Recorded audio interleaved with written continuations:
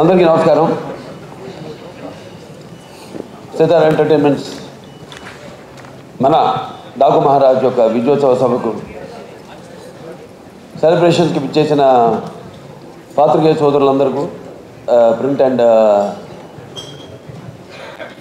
Electronic media వారికి,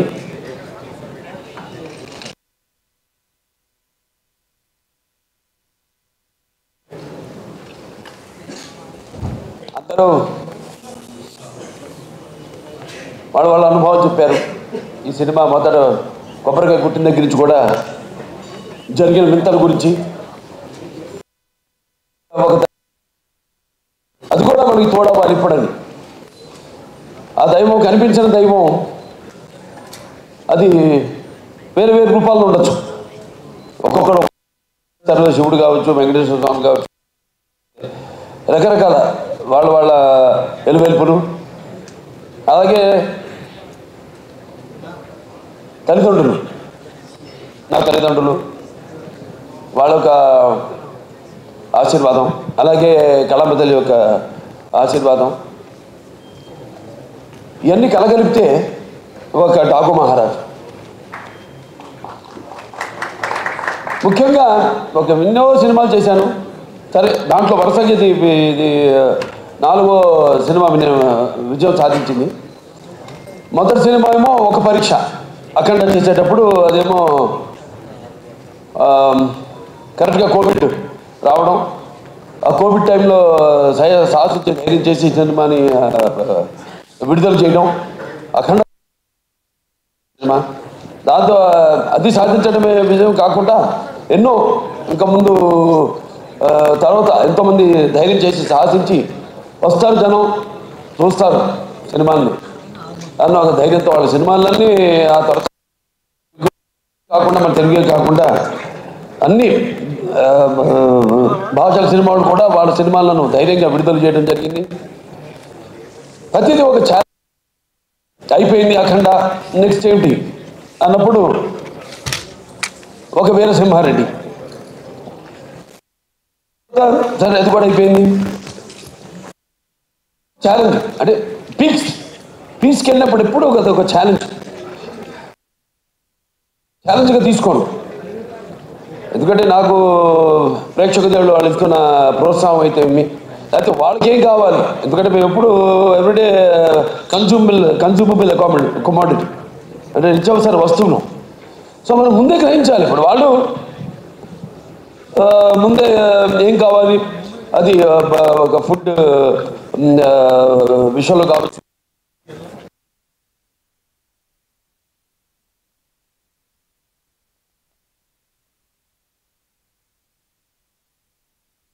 ఆ తర్వాత అలాగే ఈ సినిమా కూడా.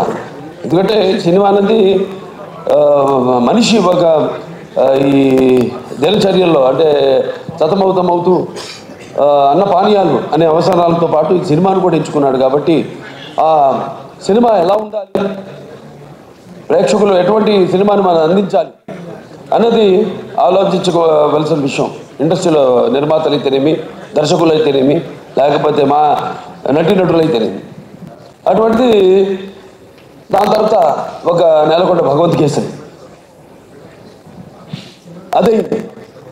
దాని తర్వాత ఏమిటి అన్నది స్టార్ట్ అయినప్పుడు ఈ డాకు మహారాజ్ సినిమా అంటే కథ నీటి గురించి. అది చాలా చిన్న సమస్య కావచ్చు ఇప్పుడు మనం అనుకోవడానికి, కానీ సినిమా ద్వారా దాన్ని ప్రజలు అది ముందు భవిష్యత్తులో ఎలా ఈ నీటి కోసమే ప్రజలు కొట్టుకు చేస్తారు అన్నది వాళ్ళ అవగాహన రేకెత్తించిన సినిమా మన డాకు మహారాజ్. టైటిల్ దగ్గర నుంచి కూడా ఒక ఛాలెంజ్, ఏం టైటిల్ పెట్టాలి సినిమాకి. అంశం ఎంచుకున్నప్పుడు ఈ ఒక నీటి సమస్యలు ఎంచుకున్నప్పుడు ఎన్నో సామాజిక మెసేజెస్, అంటే ప్రజలకి సినిమా కేవలం వినోదం కాదు, వాళ్ళ ఒక ఆలోచనని రేకెత్తించాలి అన్నది నా నాన్నగారి నుంచి కూడా నాకు వరకు అది వస్తున్న ఒక పరంపర. దాన్ని ఎలా మనం ఈ సినిమాలో దాని గురించి ఇవ్వాలి. నేను ఒక రాయలసీమ అంటే వర్షపాతం ఉన్న ప్రాంతం, దేశంలోనే 2 అతి తక్కువ వర్షపాతం ఉన్న ప్రాంతం. ఆ జిల్లాలో హిందూపురం ఎమ్మెల్యే నేను. ఆ ప్రాంతం యొక్క నీటి సమస్య అంతా తెలుసు. నాన్నగారి ఒక మానసిక పత్రికలు, ఈ తెలుగు గంగ అయితేనేమి, హెచ్ఎన్ఎస్ఎస్ అయితేనేమి, లేకపోతే అయితేనేమి, ఇవన్నీ అయిన తర్వాత ఎలా మళ్ళీ మనం పూర్తి చేసాం. తెలుగుదేశం అధికారంలో ఉన్నప్పుడు ఎలా, నేను ఎమ్మెల్యేగా ఉన్నప్పుడు అంతా రాసి పెట్టింది. నేను ఎప్పుడు ఎలాగైతే అన్నారు ఫస్ట్ టైం యమన్ బుక్ చేయడానికి ఆవిడ షిరిడీలో ఉంది, ఎవరు మన శ్రద్ధా శ్రీనాథ్, అలాగే ఈవిడేమో తిరుపతిలో ఉంది ప్రజ్ఞా జైస్వాల్. అలాగే ఈ నీటి సమస్య కరెక్ట్గా నేను ఎమ్మెల్యే అయినప్పుడే అది పూర్తి కావడం, నేను నా హిందూపురానికి నేను నీళ్లు ఇవ్వగలగడం. సో ఇదంతా అదంతా కాకతాళీయంగా యాదృచ్ఛికంగా జరిగింది.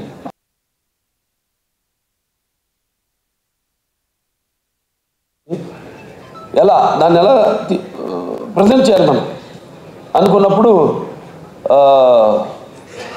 రాజస్థాన్ ఎక్కడైతే ఉంది, ఇక్కడ మన తెలుగు వాళ్ళు గొప్పతనం చాటుకుంటూ అక్కడ రాజస్థాన్లో కూడా మళ్ళీ మనం వాళ్ళు దుక్కు దున్ని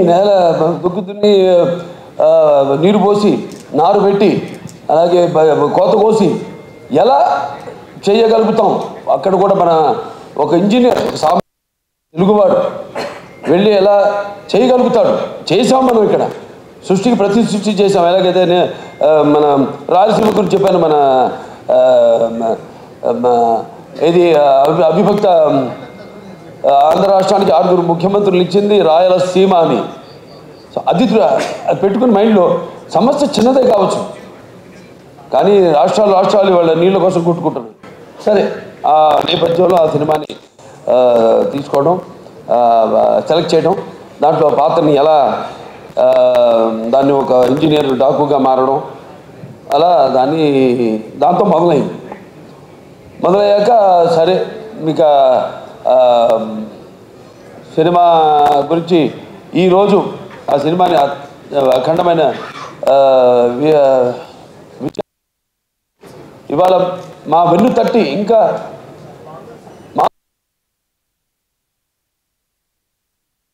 ఫలితం కోసం రెయిన్బోల్డ్ కష్టపడి ఎలా ఉంటుంది ఆ సినిమా, దాని ఫలితం ఎలా ఉండబోతుంది అని ఎదురు చూస్తున్నాము. అటువంటి తరుణంలో ఇటువంటి అఖండమైన విజయాన్ని మాకు అందించినందుకు తెలుగు ప్రేక్షకులందరికీ నా హృదయపూర్వక కృతజ్ఞతాభివందనాలు తెలియజేసుకుంటున్నాను. ఇంకా ముఖ్యంగా ఈ సినిమాలో ముందు మా దర్శకుల గురించి చెప్పాలి. బాబీ గారి గురించి అంటే ముత్యాలు ఎలా ఏటమూలుగా జారితే ఎంత అందంగా ఉంటే కనపడడానికి, అలా ఎంతో అందంగా ప్రతి నటుడి దగ్గర నుంచి కూడా హావభావాలను రాబట్టుకోగలిగాడు మా దర్శకుడు బాబీ. అలాగే బాబీ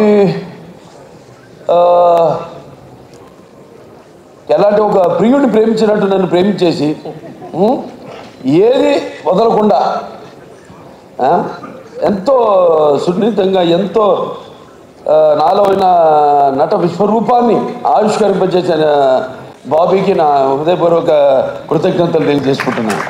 ఒక నమ్మకం, ఏదైనా ఒక నమ్మకం ఉంటాను. అంటే ఆయన చూడడానికి ఎంత స్టైలిష్గా ఉంటాడు ఆయన, అలాగే ఫస్ట్ హాఫ్లో కూడా నన్ను అంత స్టైలిష్గా చూపించాడు ఆయన బ్రహ్మాండంగా. ఇక ప్రతి చాలా ఎన్నో విషయాలు డిస్కస్ చేసి సినిమాలో మేము అనుకున్నవి తీసినవి కూడా కొన్ని ఉన్నాయి ఇంకా. కానీ సినిమా నిలువును బట్టి ఎంత ఉండాలి సినిమా, అంతే. ఒక చిన్న పాయింట్ నాకు ఇప్పుడు అంటుంటారు, సినిమాని ప్రేమించకూడదు మనం, సినిమా తీయాలి అంతే. ప్రేమించామంటే ఇక మన కంట్రోల్లో ఉండదు సినిమా అనేది, వెళ్ళిపోతుంది 3 గంటలు కూడా దాటుతుంది సినిమా. అలాగా చెప్పేదైతే చిన్న పాయింట్ మంచి సన్నివేశాలతో క్లుప్తంగా చేయగలిగితే ఇవ్వగలిగితే అది డెఫినెట్గా సక్సెస్ అవుతుంది ఆ సినిమా అన్నది. అలాగే బ్రహ్మాండంగా వాళ్ళ టీము అందరు కూడా బ్రహ్మాండంగా వర్క్ చేసి ఇవాళ డైరెక్షన్ డిపార్ట్మెంటు క్రాంతి అయితేనేమి, లేకపోతే సోమరాజు గారు అయితేనేమి, రాధాకృష్ణ గారు అందరూ, అలాగే ఆయన రైటర్స్ మిగతా మన మోహన్ కృష్ణ గారు, చక్రి గారు, వినీత్ గారు అయితేనేమి అందరూ ఎంతో బ్రహ్మాండంగా దాన్ని అందరూ కష్టపడి ఈ కథను చేయడం జరిగింది, ట్రీట్ చేయడం జరిగింది. ఇక మా తమన్ గారి గురించి నేను ప్రత్యేకంగా చెప్పక్కర్లేదు. అందరితో ఇంటి పేరు మార్చేశారు. ఇప్పుడు నందమూరి ఎస్ఎస్ తమన్ కాదు, నందమూరి తమన్ అని. కానీ నేనంటాను ఈ రోజు నుంచి నందమూరి కూడా కాదు, ఎన్బికే తమన్ అని, అది బెటర్గా ఎన్బికే తమన్ అని నామకరణం చేస్తున్నాను. అలాగే ప్రతి ఒక్కరి గురించి చెప్పుకోవాలి సినిమాలో. మా రైటర్స్ అనంత శ్రీరామ్ గారు అయితేనేమి, అటు కాసర్ల శ్యామ్ గారు అయితేనేమి, సాహిత్యం అద్భుతమైన. ఇందాక నా శ్రీరామ్ గారు పాడుతుంటే నా కళ్ళల్లో నీళ్లు, అంటే చుక్క చుక్క పాట అద్భుతం. దాంతో చిన్ని చిన్ని అద్భుతం పాటలు. అలాగే మా కాసర్ల శ్యామ్ గారు అటు దబిడి దిబిడి మంచి మా సాంగ్, ఐటమ్ సాంగ్ అన్నది. ఎందుకంటే ఏదో ఒక అమ్మాయి వచ్చి డాన్స్ చేసి వెళ్ళిపోవడం కాదు కదా, అమ్మాయి కూడా ఒక బాత్రూమ్ నా సినిమాలో కోరేశ్వర ఒకటేలా. సో అద్భుతంగా ఆ పాట, దాని తర్వాత సర్కార్, అద్భుతంగా అన్నీ కుదిరినాయి ఈ సినిమాకి. ఇక మా హీరోయిన్లు నా ప్రజ్ఞ చేసేవాళ్ళు అఖండ నుంచి ఈ యొక్క జర్నీ, అందులో కూడా ఎంతో అద్భుతమైన పర్ఫార్మెన్సు, గ్లామరు పర్ఫార్మెన్సు కలగలిపి ఎంతో అద్భుతంగా ఆవిడ సమపాళ్ళల్లో కనిపించడం జరిగింది. తిరిగి మా కాంబినేషన్లో మళ్ళీ ఇది రెండో సినిమా, ఈ యొక్క డాకు మహారాజ్. ఈ చిత్రం కూడా విజయ తప్పకుండా ఎంతో అందం ప్లస్ టాలెంట్ రెండు కలగలిపిన మరొక ఆర్టిస్టు మన శ్రద్ధా శ్రీనాథ్. ఎంతో ముందు మాట్లాడి బాబీ గారు చెప్పారు, ఎంతో సెలెక్టివ్. తను కూడా చెప్పింది. నేను అంటాను, ఆర్టిస్ట్ అన్నది ఎప్పుడు, ఆర్టిస్ట్ అన్న వాడు ఎప్పుడు కనిపిస్తూ ఉండాలి, ఎప్పుడు should be always in the focus. ఎప్పుడు ఎక్కువ అంటే ఆవిడ రియలైజ్ అయినట్టు సెయింగ్ దట్. ఇప్పుడు అంటుంది ఆవిడ ఇక్కడి నుంచి సినిమాలు నటిస్తాను నేను అంటే, మంచి సినిమాలే ఎందుకంటే ఆవిడకున్న ఇమేజ్కి, ఆవిడకున్న టాలెంట్కి తగ్గట్టుగా ఆవిడకి పాత్రలు వస్తాయి. మరి నేను అన్నది ఏదో ఇందాక ప్రేమించకూడదు,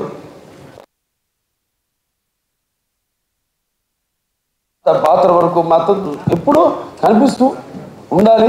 ఉంటేనే ఆర్టిస్ట్ని మర్చిపోరు, ఎప్పుడు ఆర్టిస్టు గుర్తుండిపోతారు. సో అద్భుతమైన మరువైన పాత్రని ఎంతో నటించిన శ్రద్ధా శ్రీనాథ్కి నా అభినందనలు తెలియజేసుకుంటున్నాను. ఇంకా మా చాలామంది ఫైట్ మాస్టర్ వెంకట్ మాస్టర్ గారు, అలాగే మా కెమెరామెన్ విజయ్ కార్తిక్ గారు, ఇంకా మా డాన్స్ మాస్టర్ శేఖర్ మాస్టర్ గారు తెలిమి, శివ మాస్టర్ గారు తెలిమి, అందరూ ఎంతో అద్భుతంగా వాళ్ళకి అప్పచెప్పిన వాళ్ళ పనులను ఎంతో 100కి 100 పాళ్ళు న్యాయం చేసి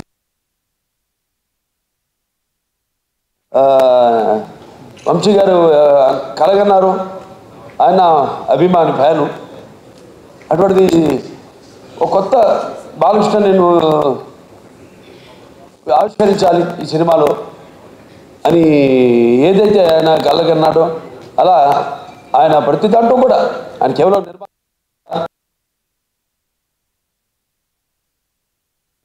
అన్ని క్రాఫ్ట్స్ మీద మంచి గ్రిప్ ఉన్న నిర్మాత మన వంశీ గారు. అటువంటి నిర్మాత కూడా మనకు ఉండడం ఒక ఆయన అభిమానిగా నాకు చాలా గర్వంగా ఉంది. సో ఆయన్ని ఈ యొక్క సందర్భంగా ఆయన్ని అభినందిస్తూ మంచి అద్భుతమైన సినిమాలు తీశారు ఆయన బ్యానర్లో. ఇంకా ముందు ఇంకా మంచి సినిమాలు కూడా తీయాలని ఆయన అభినందిస్తూ, లాస్ట్ బట్ నాట్ మన వేద రాజా ఎంతో అద్భుతంగా పాత్రని డైరెక్టర్ గారు చెప్పారు. ఆవిడ గురించి ఎప్పుడు అవుతాను ఉండే సెట్లో అసలు కూర్చొని అరగను, లేకపోతే అలసిపోయి అట్ట కురుకు తీయడం కానీ అరగను నేను. ఎప్పుడు ఎంతో అటు విన్నట్టే అటు చూసుకుంటూ మళ్ళీ చెప్పినట్టు డైరెక్టర్ గారు కెమెరా ఆన్ కానీ ఏమిందో ఏమి ఎప్పుడు చూసిందో తెలియదు కానీ అచ్చం అరుగా చెప్పినట్టే అంత బ్రహ్మాండంగా అభినయించింది. ఆ పాత్ర మరి ఫస్ట్ హాఫ్లో అద్భుతంగా అసలు ఆ డైలాగ్స్ ఏదైతే బండి డ్రైవర్గా సెలెక్ట్ చేయడానికి నన్ను బండి తోలమంటుందో బండి వెనక్కి తోలుతుంది, దాన్ని బండిని ఆపగానే నేను ఆపనలేదు కదా ఎందుకు ఆపామంటే వెనకాల పూల కుండీలు ఉన్నాయమ్మా దిగి వెళ్ళి చూస్తే అప్పుడు అంటే పొల చెట్లకు కూడా ప్రాణం ఉంటుంది కదమ్మా అనగానే ఒకసారి ఆ పక్కన ఎవరైనా మగరాన్న ఆయన వెంటనే ఎంత అంటే ఎంతమంది ఊసపోతూ వచ్చాడు ఇక్కడికి అనేది ఎంతో అద్భుతంగా ప్రతిదీ ఎంతో బాగా నటించింది పాప. మంచి భవిష్యత్తు ఉంది. ఫస్ట్ స్టడీ వెల్ ముందు पढ़ना भी उसके साथ बाद में धीरे धीरे एक्टिंग करना. సరే మన సినిమాకి వస్తే చాలామంది అనుకుంటారు పాత్ర గురించి. ఇప్పుడు పాత్రలు పరకాయ ప్రవేశం అంటే పాత్ర సినిమా కథలోకే చేసి ఆ పాత్రకు వెళ్ళే వరకు నాకు తెలీదు. అంటే నేను నా వాచకం నా ఆంగికం కానీ నా ఆహార్యం కానీ ఎలా ఉంటుందో నాకు ఐడియా లేదు, ఉండదు. ప్రతి పాత్రకు ఒకటే చేస్తాను నేను. కాకపోతే ఒక్కసారి ఆ పాత్రలోకి వెళ్ళినప్పుడు ఆ పాత్ర నన్ను పరకాయ ప్రవేశం చేసినప్పుడు అంటే నేను ఎప్పుడు చెప్తుంటాను ఒక యాక్టింగ్ అంటే కేవలం అరవడం నవ్వడము ఒక తృప్తి పరిచయం ఒక డైలాగ్ అరవడము కాదు. పాత్ర అంటే ఒక పరకాయ ప్రవేశం ఇంకో పాత్రలోకి. ఏ పాత్ర అనుభవాలు అయితే ఆ పాత్రకు ఆత్మ అనుభవాలు అయితే మనము అనుభవించలేదో ఆ పాత్రలోకి వెళ్ళిపోవడం. సో అది నాకు గొప్ప వరంగా భావిస్తున్నాను మా నాన్నగారి తోట. అలాగే చాలామంది అంటుంటారు అంటే ఈ సినిమా మొదలైంది కూడా ఈ సప్త సముద్రాలు వాటి గురించి చర్చించుకుంటూ ఎన్నో చర్చించుకున్నాం సరదాగా. ఇక చర్చించుకోవడానికి ఉంది సబ్జెక్ట్ ఇంత అనుకుంటాం, దాన్ని కుదిస్తామండి. నేను చెప్పిన 2.5 గంటలు అంటే మనకి ఎలా ఉన్నాయి లవణ సముద్రం అయితేనేమి, ఇచ్చు సముద్రం అయితేనేమి, లేకపోతే సర్ప సముద్రం అయితేనేమి, దతి సముద్రం అయితేనేమి, క్షర సముద్రం అయితేనేమి, లేకపోతే శుద్ధ సముద్రం అయితేనేమి, ఇలా మన దాంట్లో కూడా మన శరీరంలో కూడా 7 సముద్రాల నుంచి మొదలైంది. మన ప్రపంచంలో కూడా 7 సముద్రాలు ఉన్నాయి. ఎలా ఏం చేద్దాం ఈ నీళ్ళ గురించి ఎన్నో డిస్కషన్స్ చేసాం. వాటర్ గురించి ఒక సీన్ కూడా తీసేసాం నిడువు ఎక్కువైందని. దాంట్లో మన గురించి చెప్పుకుంటాం. ఏది మన సార్ ఆర్థర్ కాటన్ ధర ఒక్కడే గోదావరి దగ్గర ధవళేశ్వరం ఆనకట్ట కట్టించాడు. అలాగే ఈ యొక్క ఏదైతే పట్టిసీమ ద్వారా సముద్రంలో వృధాగా కలిసిపోతున్న నీళ్లను మళ్లించి అతి తక్కువ కాటకాలు విలయ తాండవాడుతున్న ప్రాంతాలకి నీళ్ళు ఇచ్చిన చరిత్ర మంది అని ఇలా ఎన్నో అన్నీ అంటే ఒక మన తెలుగువాడు గొప్పతనం. వాళ్ళు ఇక్కడే కాదు ఎక్కడికి వెళ్ళినా అంతా మన తెలుగువాడు ఉన్నారు ప్రపంచంలో. అటు అమెరికా వెళ్ళినా ఇటు ఆస్ట్రేలియా వెళ్ళినా. అందుకే ఈయన చెప్పినట్టు తమన్ గారు చెప్పినట్టు సినిమా అక్కడ అమెరికా ఆస్ట్రేలియా అయితేనేమి, ఇంగ్లాండ్ అయితేనేమి, అక్కడ ఆఫ్రికా అయితేనేమి, ఎక్కడ కూడా ఎక్కడెక్కడ మన ప్రవాస తెలుగు వాళ్ళు ఉన్నారో అక్కడ వాళ్ళే కాకుండా మన తెలుగు సినిమా ఏ రేంజ్కి వెళ్ళిందంటే ఇవాళ అవతల వాళ్ళు అంటే ఆ దేశస్తులు కూడా సినిమాను చూసి మన సినిమాను చూసి ప్రశంసించే స్థాయికి మన తెలుగు చలనచిత్ర పరిశ్రమ ఎదిగిందంటే మరి మనం దానికి మన గొప్పని మనం ఎక్కువ చెప్పుకోము. సో కాబట్టి ప్రేయర్లో అప్రస్తుతం ఇక్కడ. ఎందుకంటే నా వరకు నేను నా గురించి ఆలోచించుకుంటుంటాను. నా వరకు నేను ఎంత బాగుండాలి అంత అన్నది ఒక స్వార్థం అయితే తమ్మన్ గారు చెప్పారు చాలా వివరంగా. ఇవాళ ప్రపంచం ఎలా ఉందో ఎంత కుదించుకుపోతుంటో అంత క్లిష్టంగా తయారవుతుంది ప్రపంచం. ఇవాళ నీళ్ళ గురించి తీసామంటే నీళ్ళే ఇవాళ ఇక్కడ చైనా అయితేనేమి, గాజెస్ అయితేనేమి, లేకపోతే ఇవాళ బ్రహ్మపుత్రం మీద రేపు ఆనకట్ట కట్టాలి వాళ్ళు అనుకోవడం అయితేనేమి, రేపు అబ్దుల్ కలాం గారు చెప్పినట్టు ముందు జరగబోయేది వెపన్స్ కాదు యుద్ధాలు, వాటర్ వార్స్ జరుగుతాయని ఆయన యుఎన్ఓలో ఆయన ప్రసంగంలో చెప్పడం జరిగింది. అలా ఎందుకు చూసుకుంటే నా వరకు నా రికార్డ్స్ అన్నీ అన్స్టాపబుల్, నా కలెక్షన్స్ అన్నీ అన్స్టాపబుల్, నా అవార్డ్స్ అన్నీ అన్స్టాపబుల్, నా రివార్డ్స్ అన్నీ అన్స్టాపబుల్. ఏంటంటే ముఖ్యంగా నా తెలుగు ప్రజానికానికి అలాగే నా అభిమానులందరూ కూడా నా కృతజ్ఞతలు తెలియజేసుకుంటున్నాను. ఎందుకంటే మనం ఇచ్చిన దాన్ని ఆదరించి కొత్తదనాన్ని ఎప్పుడూ ఆస్వాదిస్తారు మన తెలుగు వాళ్ళు అన్నదానికి ఒక నిదర్శనం.